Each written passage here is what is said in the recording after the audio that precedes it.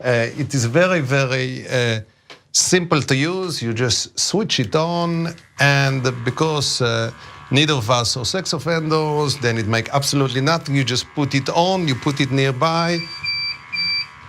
Wait, this is obviously a problem. Hold on. Hold on. It must be faulty. It's malfunctioning. I'm sure it will do the same with the other guy here. Chezi? Yeah. Let me just...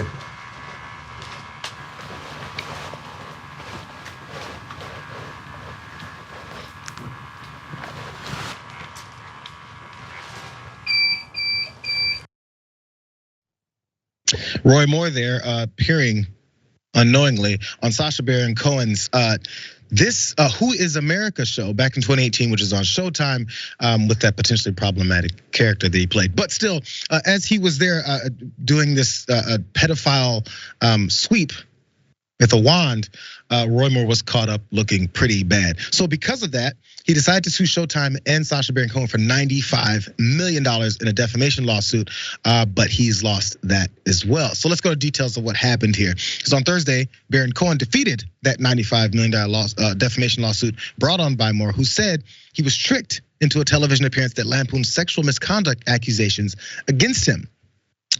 Here's what Moore was accused of, in case you guys forgot. This is from an article from 2017 when this all went down. So since last week, again back then, Moore had been engulfed by accusations of sexual misconduct towards women in their teens when he was a deputy district attorney in his 30s. Several of his accusers have allowed their identities to be made public. One said Moore molested her when she was 14. Another said that he assaulted her when she was a 16-year-old waitress after he offered to drive her home. And 5 others said that Moore pursued romantic relationships with them when they were between the ages of 16 and 18. So back to this ruling on from Thursday that Moore actually lost. The Second U.S. Circuit Court of Appeals in Manhattan, upholding a lower court's ruling in favor of Baron Cohen, said that Moore signed a disclosure agreement that prohibited any legal claims over the appearance. The 3 judges also found that it was, quote, clearly comedy when Baron Cohen demonstrated a so-called pedophile detector that beeped when it got near Moore. And no viewer would think that the comedian was making factual allegations against Moore. They went on to say Baron Cohen may have implied, despite his in-character disclaimers, of any belief that Judge Moore was a pedophile, that he believed Judge Moore's accusers. But he did not imply the existence of any independent factual basis for that belief, besides the obviously farcical pedophile detecting device, which no reasonable person could believe to be an actual functioning piece of technology, is what the court wrote in the unsigned summary order. So the decision was based on this was too comical and too random and crazy of a device that actually doesn't exist for anyone to buy this as him accusing you of being an actual pedophile. It's just all those accusations were swirling around at the time, and also he kind of made a fool of you.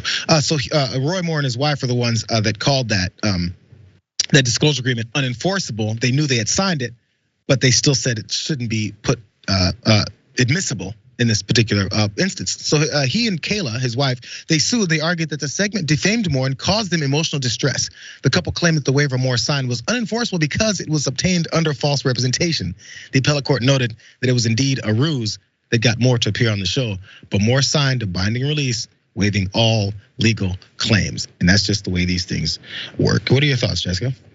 I think it's funny to think about the fact that Roy Moore was a judge and 3 judges were like, this is clearly comedy and it's a ridiculous case. Like, obviously there's no such thing as like a pedophile detector.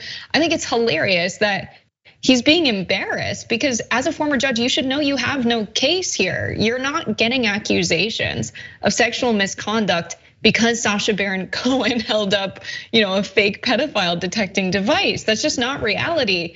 And it's, again, we're seeing these people who are conservative public figures deflecting and blaming other people for their own actions. They really need to think within themselves, what did I do to get myself into this position? And really we need people to be taking accountability for their actions. But as far as I'm concerned, Sacha Baron Cohen is an American hero because we really need good satire because there are so many issues that are not fun to think about or look at.